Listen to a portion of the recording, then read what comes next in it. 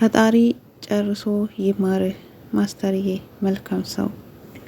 ታዲያ በዚህ ጉዞ ወቅትም ታዲያ የትራንስፖርት ወጪውን ሙሉ በሙሉ የኢትዮጵያ አየር መንገድ ኢቲ ፋውንዴሽን እንግዲህ በቢዝነስ ክላስ ማለት ነው እንደምትመለከቱት እኛ የተቀመጥንበት ቢዝነስ ላውንጅን ጨምሮ ከፍተኛ የተባለ ድጋፍን አድርጎልናል። በጣም ማመስገን እንፈልጋለን።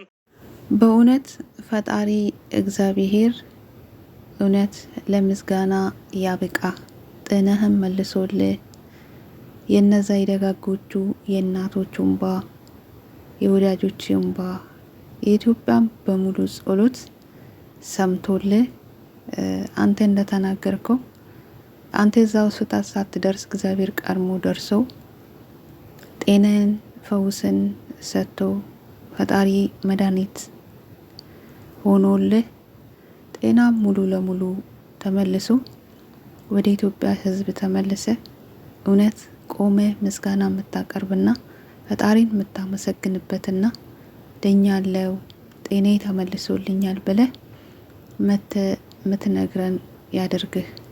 እግዚአብሔር ካንተ ጋር ይሁን። እንግዲህ ማስተር ጉዞውን ወደ ውጭ አድርገዋል።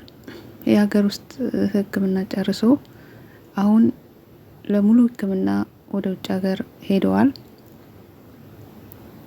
ሁላችንም በጸሎታችን አንለየው።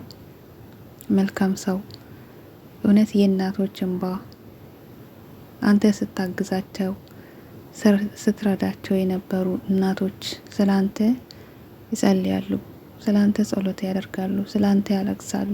ብዙዎች ማለት ነው። የነሱ እንባ የነሱ አምላክ ፈጣሪ ይማርህ። ደግሞ ምንም አትሆንም፣ በእውነት ምንም አትሆንም፣ ትድናለህ። እንደውም ከባለፈው ራሱ እኔ ዛሬ ሳየው በእውነት ፊቱ እኔ ጃለኔ ብቻ ይሁን እንጂ ተመልሷል ፊቱ ራሱ ማለት ነው።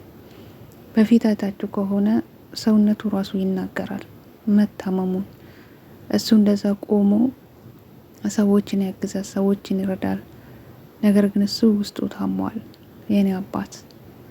ነገር ግን ዛሬ በእውነት ድምፁ ስሰማና በቪዲዮ ሳየው ሰውነቱ ፊቱ ትንሽ ተመልሰዋል። እግዚአብሔር ይመስገን። ፈጣሪ ደግሞ ይሄንን ያሳየን፣ ይሄንን ለውጥ ያየንብህ በመጨረሻ ደግሞ ፈውስን ሰጠው እግዚአብሔር አምላክ።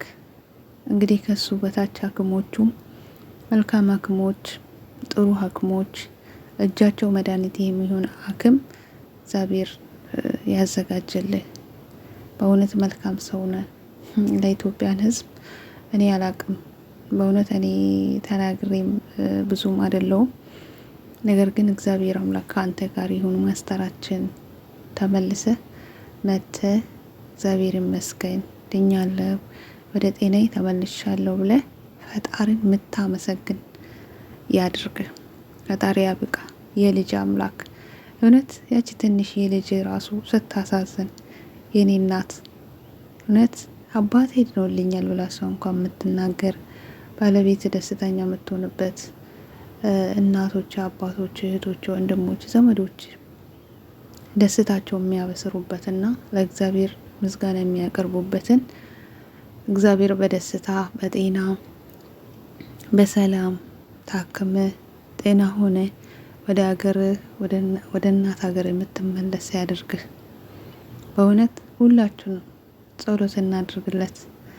ማስተር ለሁላችንም ደራሽ በእውነት እግዚአብሔር ይማረው።